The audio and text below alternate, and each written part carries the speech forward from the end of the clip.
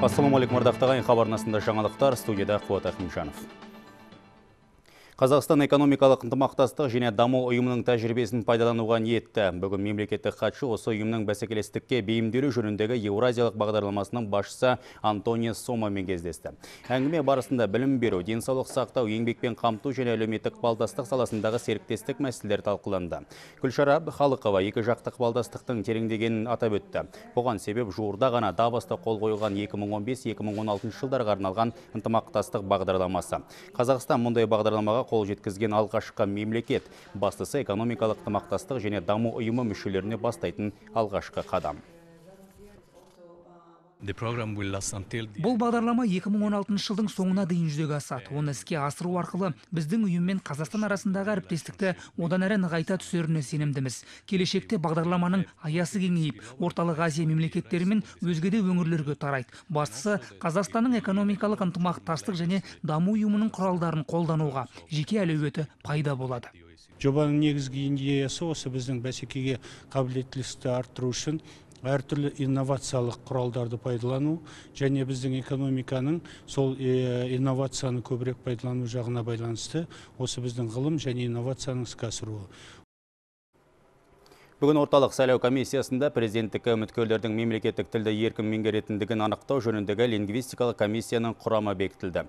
Президенттікке кандидат кемінде 93 мың қол жинау керек. Сондай-ақ жиналған қолдардың растығын тексеру мерзімі 10 күннен 5 күнге дейін қысқартылды. Ал халықаралық байқаушыларды тіркеу 20 сәуірде аяқталады. Орталық сайлау комиссиясы бұқаралық ақпарат құралдарымен тығыз жұмыс жасап, сайлау науқанының ашықтығын қамтамасыз ету мақсатында арнайы баспасөз орталығын ашты. Сіздер білесіздер, біздің конституциямызда жазылған президентке үміткер бірқатар талаптарға сай болу керек, бірқатар сындардан өтеді. Соның бірі болашақ президентіміз мемлекеттік тілді еркін меңгеру керек. Ол үшін жаңа ғана өздеріңіз куә болдыңыздар. Қазақстан Республикасы орталық сайлау комиссиясы шешім қабылдап, біз осы тұрған құрамда комиссияны бекітті. Қазақстанда президент сайлауы ашық, әділ және заң аясында халықаралық стандарттарға сай өтеді. Бүгін еліміздің сыртқы істер министрі осындай мәлімдеме жасады. Ерлан Ыдырысовтың айтуынша, президент сайлауын биыл өткізу маңызды мемлекеттік бағдарламаларды тездетіп іске асыруға серпін береді. Біз отандық және халықаралық байқаушыларын, халықаралық бақ өкілдерін кеңінен шақырамыз. Сайлаушылардың өз қалауын еркін білдіру құқығын қамтамасыз етеміз. Біздің Қазақстанмен қарым-қатынасымыз жақсы жолға қойылған. Оңтүстік Африка Республикасы өзінің халықаралық байқаушыларын міндетті түрде Қазақстанға жібереді. Мен сіздердің елдеріңізде президент сайлауын биыл өткізу өте орынды шешім деп ойлаймын. Біз Қазақстан халқын қолдаймыз. Қазақстан жазушылар одағы Нұрсұлтан Назарбаевтың осы жылдың 26 сәуірінде президент сайлауын өткізу туралы шешімін қолдайтындарын жеткізіп мәлімдеме жасады. Елімізде 100-ден астам қаламгер бар болса, олардың ортақ шаңырағы Қазақстан жазушылар одағы. Бүгін осы шаңыраққа көрнекті ақын жазушылар, драматургтер жиналып, президент сайлауы туралы өз пікірлерін ортаға салды. Сөз соңында жазушылар одағының төрағасы Нұрлан Оразалин бұл тарихи оқиға еліміздің азаматтық қоғам үшін үлкен сын екенін айтып, елбасының шешімін қолдау жөнінде мәлімдеме жасады. 2015 жылдың 26 сәуірінде қазақстандықтар маңызды таңдау жасамақ. Біз азаматтарды осынау кезеңге асқан жауапкершілікпен қарауға шақырамыз, үндейміз, иық тірестіріп отырып соған қызмет етуге тиіспіз деп ойлаймын. Біріншісі бейбітшілік пен тұрақтылық мәселесі бүкіл біздің еліміздегі. Екіншісі мына экономикалық дағдарыс кезінде содан аман есен біздің еліміздің өтуі. Үшіншісі, мына геосаяси үлкен өзгерістер болып жатқан кезде әлемде осыдан жаңағы дұрыс шешілуіне ықпал етіп, біздің еліміз аман есен сондай қатер қауіптерден әлемдік аман есен шығуы, осы үш мәселені басып қадап айтты елбасы. Сондықтан да дәл осындай кезде мынау еліміздің негізгі тізгінін ұстайтын елді басқаратын адамды сайлап алу мәселесін біздің жазушылар қауымы, қаламгерлер қауымы қуаттайды. Еліміздегі қоғамның белсенді өкілдері президент сайлауын өткізу туралы елбасы шешімін қолдайды. Олар бұл науқан елге тұрақтылықта, сондай-ақ қоғамдық келісімді одан әрі нығайтуға ықпал етеді деген сенімде. Айта кететін жайт, еліміздің қай саласы болмасын, президент сайлауынан көп үміт күтеді. Өйткені халық үшін тарихи таңдаудан кейін Қазақстан серпінді дамудың жаңа жолына түседі. Бүгінде әлемдегі қаржы экономикалық дағдарыстың жаңа толқыны көрініс беруде. Геополитикалық шиеленістер асқынуда, қарама-қарсыластық пен қауіп-қатерлі жаңа аймақтар пайда болды. Осындай халықаралық жағдайда Қазақстан бұрынғысынан да берік ынтымақтастық бекем болу қажет.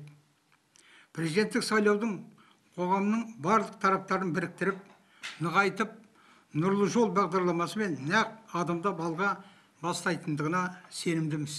Бейбітшілікпен өмір сүріп келе жатқан еліміз, экономиясы бүкіл әлемге белгілі, өз қару күштері, өзіне сәйкес техникамен жаңалаған ол бүкіл елімізге мақтанышты.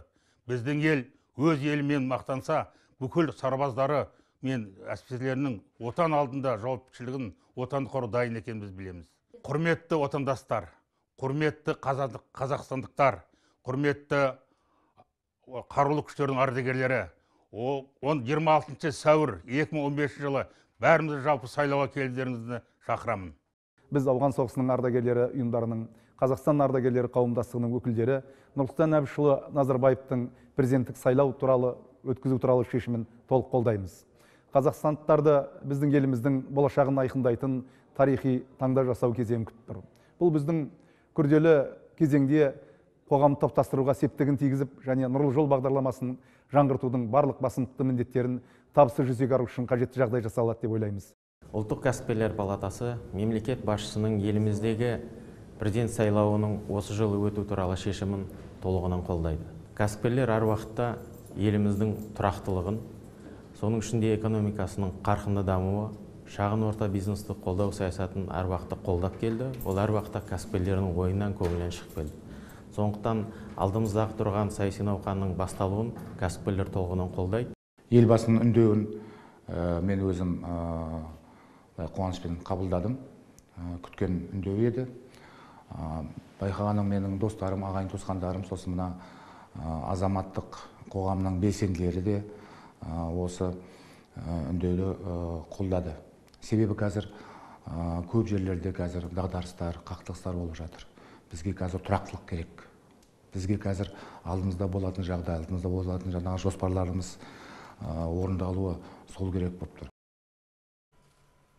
Мемлекет басшысының атына көрнекті мемлекет қайраткерлерінен, қоғамдық бірлестік өкілдерінен, еңбек ұжымдарынан, оқу орындары мен еліміздің түрлі өңірлеріндегі азаматтардан көптеген хаттар келіп түсті. Хаттарда сайлау өткізу жөніндегі шешімнің дер кезінде қабылданғаны айтылған. Сондай-ақ Нұрсұлтан Назарбаевтан алдағы президент сайлауына өз кандидатурасын ұсынуды сұраған. КСРО халық әртісі Бибігүл Төлегенова мемлекет басшысы жүргізіп отырған саясаттың айналасында шоғырлану елдің әрі қарай жүйелі дамуы мен азаматтардың бақуатты болуының кепілі болып сыналатынына сенім екенін жеткізді. Президенттің сайлау өткізу туралы шешіміне қолдау білдірген хаттар әлі де түсіп жатыр. Қазақстанның нұрлы жол жаңа экономикалық саясаты еліміздің өркендеуінің кепілі. Ел игілігі үшін қолға алынып отырған игі шаралар әрі қарай да жалғасын тапсын десек, президенттік сайлауға елбасы Нұрсұлтан Назарбаевтың кандидатурасын ұсынғаны жөн дейді қазақстандықтар. Өңірлердегі отандастарымыздың пікірлері келесі сюжетімізге арқау болмақ. Семей зиялылары елбасы Нұрсұлтан Назарбаевқа президенттік сайлауға кандидатураңызды ұсыныңыз деп өтініш жолдады. Республикалық Абай қорының бастамасын Семей жұрты толық қолдап отыр. Көпшілік елдегі тұрақтылық пен экономикалық өрлеу елбасының сындарлы саясатының жемісі деп біледі. Біз Абай Құнанбаев қоғамдық қоры алдымыздағы өтетін президенттік сайлауға еліміздің тұңғыш президенті елбасы Нұрсұлтан Әбішұлы Назарбаевтан осы алдағы келе жатқан сайлауға өзінің кандидатурасын ұсынуын сұраймыз. Жаңа ғана өткен жиында осы Абай қорының бастамасын қатысып отырған азаматтардың барлығы қолдап, бүкіл шығыс республиканың жұртшылығы қолдайды деген ойдамыз.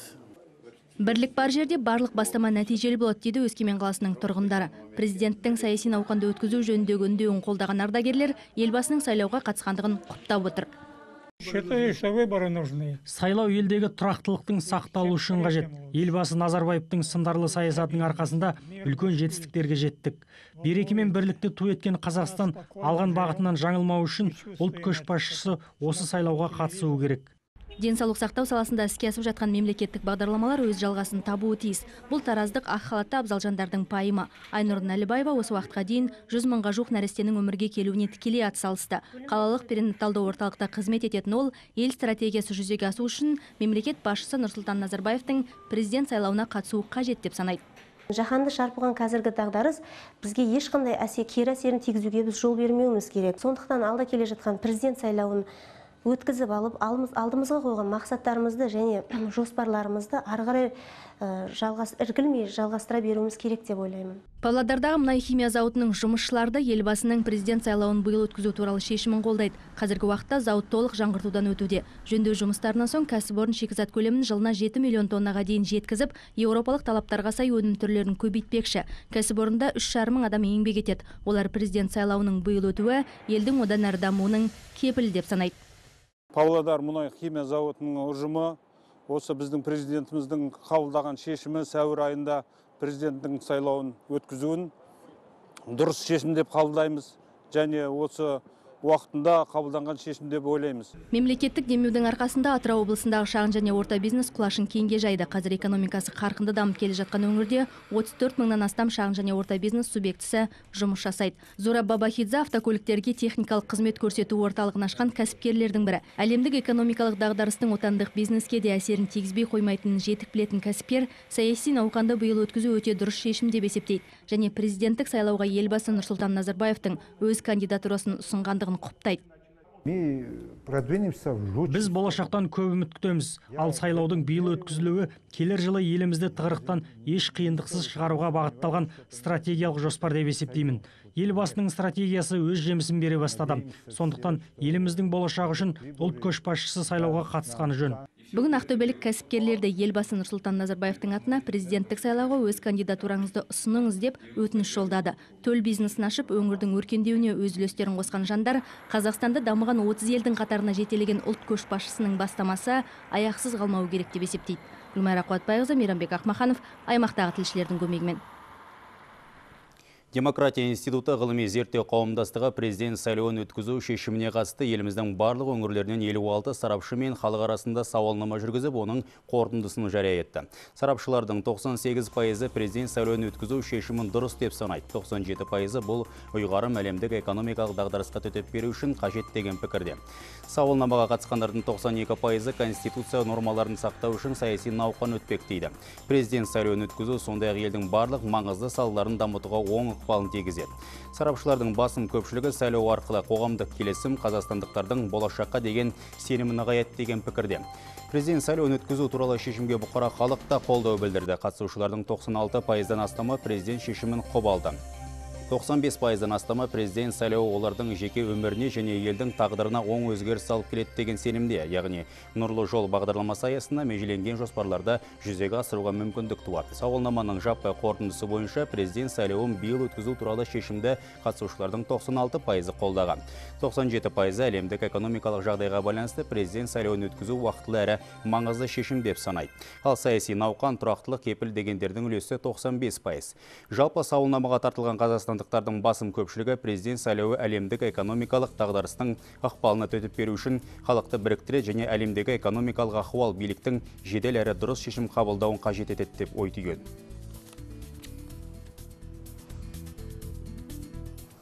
Қазақстан президенттің сайлауын келер жылғы парламент сайлауымен қабаттастырмай биыл өткізу ұтымды қадам, ал президент халық пікірін ескере отырып дұрыс шешім қабылдады дейді Қытай сарапшылары. Қытай мемлекеттік зерттеулер қорының ғылыми қызметкері, Азия және Африка елдерімен ынтымақтастықтың дамыту кеңесінің мүшесі Яо Пэйшеннің айтуынша, президент сайлауын биылдан қалдырмау экономикалық жағынан тиімді әрі Қазақстан қоғамындағы тұрақтылық үшін қажет. Ал халықтың өзі кешіктірмей көшбасшысын сайлап алуы бұл әлемде болып жатқан жағымсыз геосаяси жағдайлар мен экономикалық қауіптің алдын алу жолындағы дұрыс бағыт деп біледі.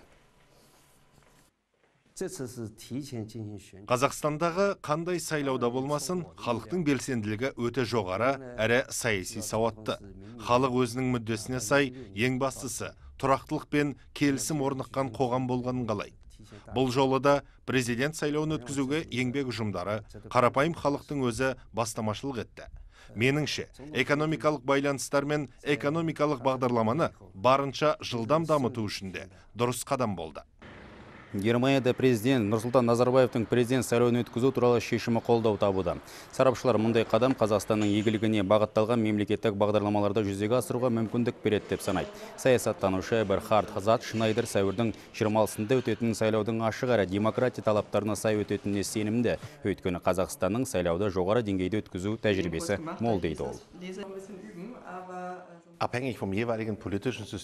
Менің пайымдауымша, Қазақстанда президенттік сайлау өткізу туралы шешімнің қабылдануы уақыт талабынан туындап отыр. Сайлау биылғы көктемде өтеді және бұл қадамның басты мақсаты, менің ойымша, ел ішіндегі тұрақтылықты сақтау және алға қойған мақсаттарға қол жеткізу. Біз немқұрайлық пен халықты әбігерге салушылыққа жол бермеуіміз керек. Әр партиялықтың міндеті, мейлі ол министр немесе қарапайым дәрігер болсын, азаматтарды кабинеттен кабинетке жүгіртпей олардың мәселесін көре білу және оны шеше білу тиіс. Бұл туралы бүгін қоғамдық қабылдаулар жұмысын күшейту мәселелері жөніндегі селекторлық кеңесте Нұр Отан партиясы төрағасының бірінші орынбасары Бауыржан Байбек мәлімдеді. Оның айтуынша, кез келген мемлекеттік органның өкілі халыққа көрсетілетін қызмет түрлері мен мүмкіндіктерді қарапайым тұрғындарға түсінікті тілмен жеткізу қажет. Мемлекет азаматтардың мүддесіне қызмет етуге бағытталу тиіс, ал партия билік пен азаматтардың арасындағы алтын көпір. Біз бәріміз халық үшін жұмыс істейміз, ал халықта ұсақ түйек мәселелер болмайды, деді Бауыржан Байбек. Сондай-ақ ол 241 қоғамдық қабылдау қызметінің арқасында бүкіл ел аумағында халықпен өзара байланыс желісі орнағанын, сол арқылы ауылды жердегі мәселелерді де шұғыл шешуге мүмкіндік туғанын атап өтті. Мемлекеттік органдардың бірінші басшылары, біздің депутаттарымыз, агенттіктің басшылары бәрі осы партияның қабылдау бөлмелеріне келіп, азаматтарымыздың арыздарын қабылдап, олардың мәселелерін шешіп жатыр. 2014 жылы мемлекеттік органдардың бірінші басшылары мен депутаттардың жеке қабылдауларының көлемі артқан. Алдыңғы жылмен салыстырғанда 7 есе көбейіп 26 мыңға жетіпті. Республикалық қабылдаудың әрбір 4-шісі министрлер мен агенттік төрағаларының қатысуымен ұйымдастырылған, ал барлық деңгейдегі әкімдер 3 мыңға жуық қабылдау өткізіпті. Жалпы алғанда былтырғы жылы азаматтардың 85 мың өтініші қаралған. Нұр Отан партиясының 16-шы съезіне өңірлерде дайындық басталып кетті. Ақмола, солтүстік және шығыс Қазақстан облыстарында бастауыш партия ұйымдардың жиындары өтіп, партияның қалалық конференциясында қатысатын делегаттар іріктелді. Айта кетейік, Астана қаласында 11 наурыз күні өтетін съезге облыс атынан қатысатын партиялықтардың есімдері дәл осы қалалық деңгейдегі басқосуларда анықталады. Теріскейдегі бастауыш партия ұйымдарының алғашқы жиыны Қызылжар су кәсіпорнында өтті. Және бұл бекерден бекер емес. Өңірдегі бірінші ұйым осы мекемеде құрылғантын. Еңбек ұжымы кеңесе келе темір ұстасы Абай Мажғановқа сенім білдірді. Ол енді партияның қалалық конференциясына қатысады. Онда 11 наурыз күні Астанада өтетін партияның 16-шы съезі жұмысына қатысатын азаматтардың есімі белгілі болады. Мы приняли решение отказа первичной организации. Біз әр бастауыш партия ұйымынан бір делегаттан сайлауды жөн санадық. Ол сауатты, жауапты және партия алдында тұрған меже міндеттерді ұжымына жеткізе алатын адам болуы тиіс. Көкше академиясы жанынан құрылған бастауыш партия ұйымының 1 жылдық қана тарихы бар, бірақ қазірдің өзінде мүшелері 20-дан асады. Сондықтан қалалық партия конференциясына қатысатын делегаттар іріктеу мұнда да оңайға түскен жоқ. За полгода проделана огромная работа. Жарты жылдың ішінде бізде біраз ауқымды істер атқарылды. Стоп қылмыс атты сыбайлас жемқорлыққа қарсы акция барысында бірқатар шаралар өткізілді. Одан бөлек түрлі шаралар мен конференциялар ұйымдастырылды. Жақында біздің бастауыш партия ұйымы қатарына тағы да 20 шақты адам қосылады. Біздің негізгі міндетіміз өскелең ұрпақты тәрбиелеу. Себебі жастар Қазақстанның болашағы. Лео Шик Нұр Отан партиясының бұған дейін өткен барлық съездеріне қатысқан. Алқалы жиынға биыл да баруды жоспарлап отыр. Айтуынша, елімізде бұған дейін ұйымдастырылған саяси науқандар абыроймен өткізілді. Бұл жолы президент сайлауы да ойдағыдай өтеріне сенімді. Себебі тұрақтылық бар жерде кез келген мақсат орындалады дейді ол. Совет ассамблеи барлық партия мен түрлі қоғамдық ұйымдар және қарапайым халық елде тұрақтылықтың болғанын қалайды. Бұдан арыда жұмыс орындарының сақталғанын ойлайды. Әлеуметтік тұрғыдан да қорғалуына сенеді. Сондықтан елдегі ауызбірлікті сақтауға әрбір қазақстандық азамат үлес қосуы керек. Айта кетейік, Нұр Отан партиясының 16 съезіне Шығыс Қазақстан облысындағы 323 бастауыш партия ұйымдарынан 100 өкілі қатысады. Бауыржан Бақбекұлы, аймақ тілшілерінің көмегімен хабар. Ел индустриясының қарқынды дамуын қамтамасыз ететін кәсіби техникалық мамандар халықаралық талаптарға сай даярланады. Бүгін Павлодарда ұлттық кеңестің көшпелі отырысы өтіп, дуальды білім жүйесін дамыту тетіктері талқыланды. Білім мен тәжірибені ұштастыра жетілдіру жуық арада колледж ұлттық кәсіпкерлер палатасы кәсіпорын арасындағы үш жақты келісімдер нәтижесінде тереңдетілмек.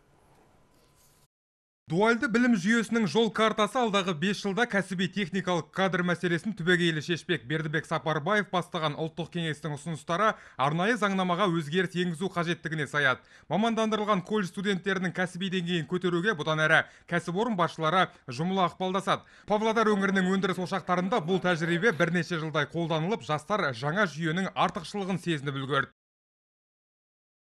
Біз мұнда технологиялық үдерісті іс жүзінде көріп, өндіріс барысын бастан аяқ меңгеріп шығамыз. Кәсіби қабілеттілігімізді көрсетсек, жұмысқа орналасу мүмкіндігіміз де артады.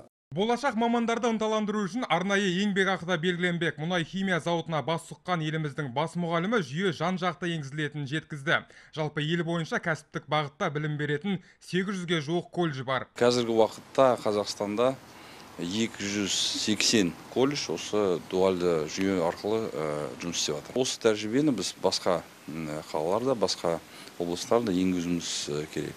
Соңғы сауалнамаларға сәйкес дуальды білімнің енгізілуіне 8000 кәсіпорын ниет білдірді. Олар шамамен 70 мыңға жуық студентті қабылдауға қауқарлы. Әрі атаулы колледждерді сенімділікпен басқара алады. Отырыста жария болған соңғы көрсеткіштер индустриалды дамудың сапалы әрі қарқынды жалғасатынын аңғартты. Дағдарыстың енді Қазақстанға әлі көп бір ықпалы тиіп атқан жоқ. Мүмкіндіктер бар, құрылыс солай жүріп жатыр. Сондықтан соның барлығын біз қазір зерттеп, бақылауда ұстауымыз керек. Көшпелі отырыстан кейін астаналық делегация медициналық жәрдем станциясының жұмысымен танысып шықты. Қызмет барынша автоматтандырылып, GPS навигацияның көмегімен шұғыл әрекеттер жеделдей түскен. Осылайша білім жүйесінің озық үлгілерімен қатар делегация әлеуметтік көмектің соңғы жетістіктеріне де жоғары баға берді. Арымбек Қабиден, Марат Игіліков және Алексей Амельницкий, Павлодардан.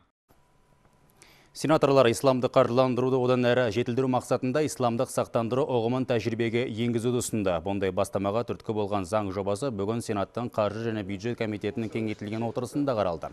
Исламды қаржыландыруды жетілдіру бойынша өзгерістер мен толықтырулар мыналарды көздейді. Олар сақтанушыларды өзара қорғау, пайыз түрінде сыйақы алуға немесе төлеуге тыйым салу, темекі, алкоголь өнімін, қару-жарақ пен оқ-дәрілерді өндеуге және олардың саудасына, ойын бизнесіне қатысты қызметтерді қаржыландыруға тыйым салу. Исламдық сақтандыру қағидаттарына негізделген сақтандырудың бұл түрі исламдық сақтандыру деп аталады. Жаңа заң жобасы бойынша ислам банкілерінің жаңа банк операциясы, тауар мұрабақасы және ислам лизингі ұғымы енгізіледі.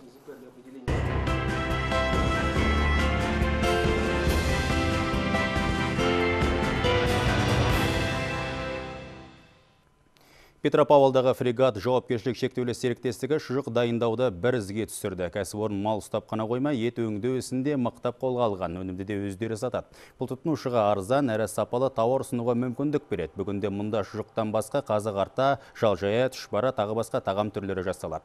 Айдарбек Айтмұхамбетұлы жалғастырады. Маған не керек?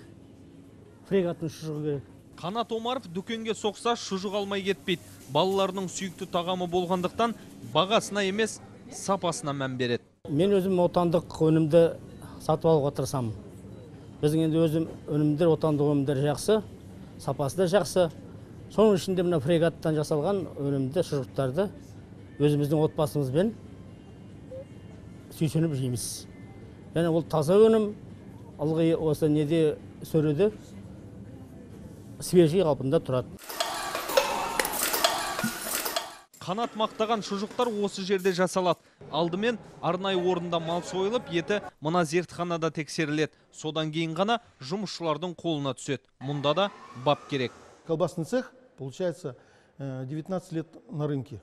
Шұжық цехының нарыққа шыққанына 19 жыл болды. Осы уақыт аралығында өнім дайындаудың белгілі бір әдіс тәсілі қалыптасты. Бүгінгі таңда біздің шұжықтар брендке айналды десем артық айтпағандық.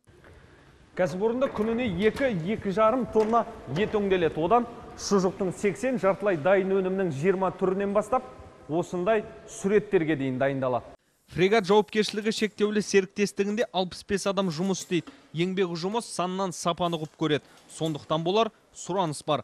Кәсіпорынның өнімдерін солтүстік қазақстандықтардан басқа көрші аймақтардың тұрғындары да тұтынады. Оның сыры мынада.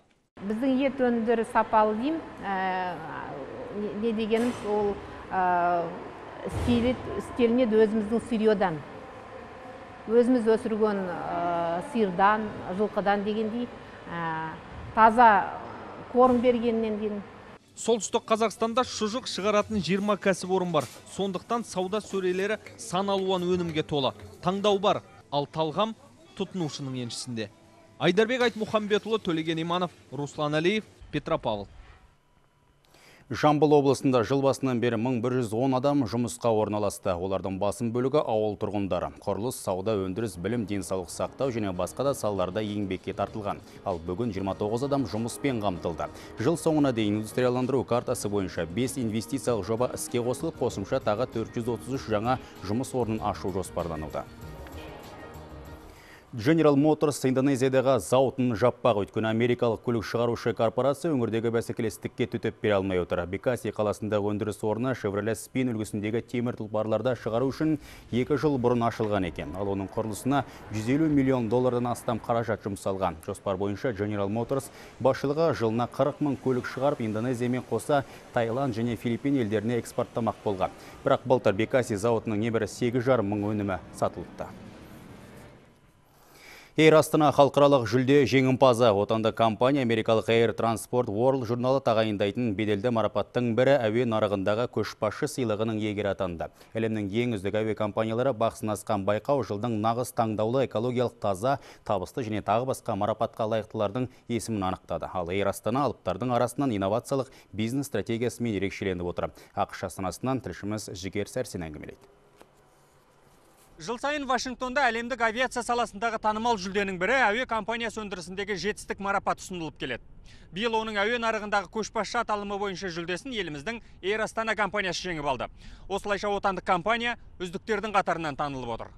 Әуе саласындағы әйгілі журнал Air Transport World тағайындайтын марапат осымен 41 рет ұйымдастырылып отыр. Басылым түрлі аталымдардың арасынан қазақстандық Air Астана компаниясын жылдың әуе нарығындағы көшбасшысы деген жүлдеге лайықты деп тауыпты. Әргездері бұл марапатты Etihad Airways, Turkish Airlines және KLM сияқты алпауыт әуе компаниялары еншілеген. Компаниямыздың бұл жетістігі біздің команданың ғана жеңісі емес. Осы салада тер төгіп жүрген қанша жанның. Қазақстан көлік логистикасының табысы деп білем. Осындай деңгейді бағындыруға әрдайым қамқорлық танытып келе жатқан ол әрине президент Нұрсұлтан Назарбаев екенін айтқым келеді. Әуе нарығындағы көшбасшы марапаты негізінен компаниялардағы инновациялық бизнес стратегияның даму деңгейіне қарай тағайындалады. Бұл ретте Air Астана әуе тасымалдау компаниясы қызметін 12 жылдан бері халықаралық талаптарға сай жүргізіп келеді. Компания инновациялық жоспарын кеңейту мен жоғарғы қаржылық көрсеткіштер арқылы орталық Азия нарығындағы тиімділігін танытып отыр. Небәрі соңғы 3 жылдың ішінде өзінің әуе тұрағын 21 жаңа ұшақпен толықтырып, қосымша 19 бағытқа жол ашты. Осылайша ол Қазақстанның Еуразия кеңістігіндегі жолаушылар хабын дамыту жолындағы көшбасшылық рөлін халықаралық деңгейде тағы бір дәлелдей білді. Америка құрама штаттарынан Жігер Сәрсен, Анар Гарип, Вашингтон.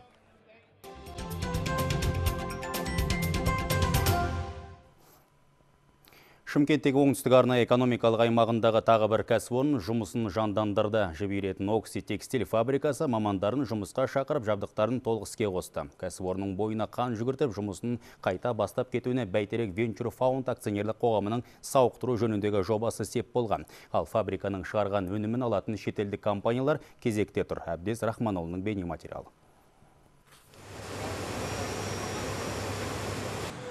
Лаура Кәрібаева өзін ататын жұмысына қайта келген маманның бірі. Станоктардың сықырлаған дауысы жұмысқа жібі еруге деген құлшынысты арттыратынын айтады.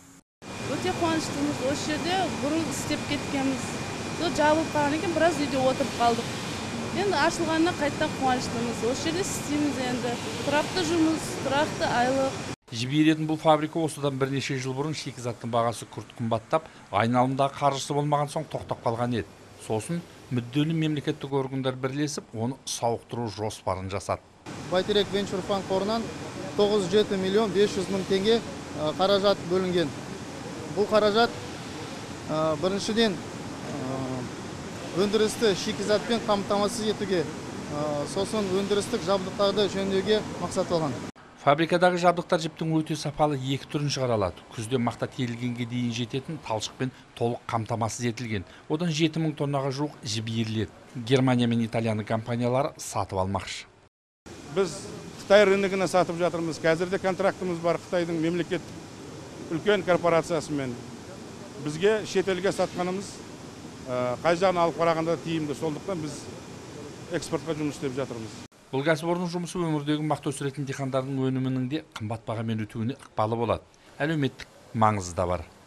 Біріншіден бұл кәсіпорында 270 адам жұмыс жасайтын болады. Өндіріске, салық базасына өз үлесін тигізетін болады. Бұл өңірдегі мақта тоқыма кластерінің өркендегенінің көрсеткіші. Әбдез Рахманұлы, Нұрмахан Мұсатов, Оңтүстік Қазақстаннан. 2014 жылы Павлодар облысында жұмыспен қамту жол картасы 2020 бағдарламасына 7000-нан астам адам қатысты. Еуразиялық интеграция институтының мәліметі бойынша олардың 6000-ға тұрақты жұмыс орындарымен қамтамасыз етілді. Әлеуметтік келісім шартқа отырғандардың жартысынан көбі жұмыссыздар. Жастардың үлесі қатысушылардың 3/4 бөлігін құрайды. Әйелдер 47%-дан асады. Бағдарламаға 50-ден асқан азаматтар, жоғары оқу орындарының түлектері, мүмкіндігі шектеулі жандар, елге қайтып келген қандастарымызбен аз қамтылған адамдар да қатысты. Бүгін Алматыда Қазақ хандығы және Қазақстан идеялары мен ғасырлар жалғастығы атты халықаралық конференция басталды. Оған Қазақстан, Түркия, Өзбекстан және Қырғыз елінің тарихшы ғалымдары қатысып, өздерінің ғылыми зерттеулерін ортаға салды. Жиында белгілі ғалым академик Рабиға Сыздықованың Жамит ат-Тауарих кітабы таныстырылды. Бұл туындыда оқырман 16 ғасырда қазақ халқының тарихында өшпес із қалдырған жылнамалар жинаған тұңғыш қазақ тілінде жазған ғалым Қадырғали Жалайри шығармасымен таныса алады.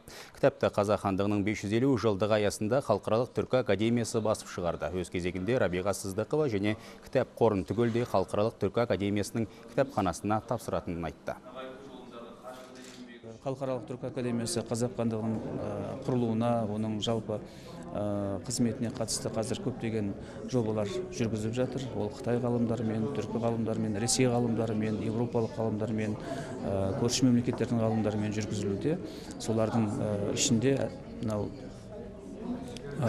Қазақ хандығының кезеңіндегі 15 ғасырдағы жалпы Еуразия кеңістігінің ахуалы, Алтын Орданың ыдырау кезеңіндегі түркі халықтарының тарихына байланысты қазір жаңа пайымдаулар бар. Сонымен қатар Қазақ хандығына қатысты бауырлас елдердің көзқарастарын жинақтап, үлкен жинақ ретінде шығарсақ деген ойымыз бар. Алдағы жексенбіде елімізде футбол маусымы басталады. Астана аренада ел чемпионы Астана мен кубок егері Қайрат суперкубокты сарапқа салады. Жанкүйерлер маусымашар матчты хабар арнасынан тікелей эфирде 1 наурыз күні 15:55-те көре алады. Көктемнің алғашқы күні өтетін аладоп бәсекесі тартысты болатын секілді. Қайрат пен Астана да оқу-жаттығу жиындарын шетелде өткізіп, биылғы біріншілікке жақсы дайындықпен келді. Былтыр премьер-лигада Алматылық клуб пен елордалық команда арасында бас жүлдеге талас жүрді. Нәтижесінде чемпионат аяқталар тұста Астананың мерейі үстем болып, тұңғыш рет Қазақстан чемпионы атанды. Енді жұрт күткен жаңа жарыс баста болады. Кімнің бағы жанарын жексенбі күні хабар арнасынан білетін боласыздар. Дайындық өте жақсы өтуде. 1 март күні Қайрат командасымен ойнаймыз. Өте қызық ойын болады деп ойлаймын. Сол, бәріңіз шақырамын ойынға. Бүгінгі осы, келесі жүздескенше аман сау болыңыздар.